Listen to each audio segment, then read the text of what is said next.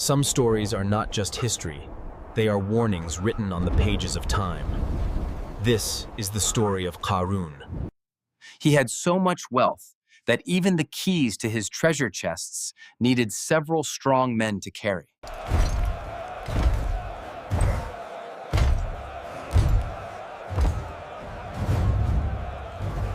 Qaroon walked through the city with pride overflowing in his heart.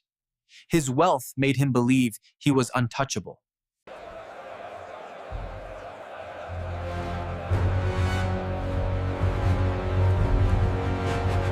Wise believers reminded him, "Be grateful to Allah who gave you these blessings." But Qaroon refused to listen. O Qaroon, do not be arrogant. Remember, Allah is the one who gave you these blessings. Use your wealth to help others. Do not spread corruption on the earth. Do good as Allah has been good to you. And then he spoke the words that sealed his fate. This was the poison of pride. This wealth is mine because of my own knowledge. I worked for it. I deserve it. I owe nothing to anyone.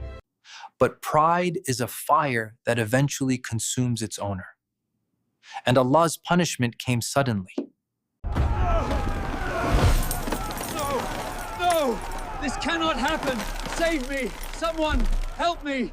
As the ground swallowed him, he realized, too late, that all blessings belong only to Allah. Please, I was wrong. Give me another chance. But repentance arrives too late, when the punishment has already come. Always remember, wealth with gratitude is a blessing. Wealth with arrogance becomes a punishment. His wealth couldn't save him.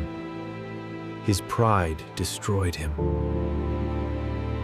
If this story touched your heart, don't forget to like, share, and subscribe for more Islamic reminders.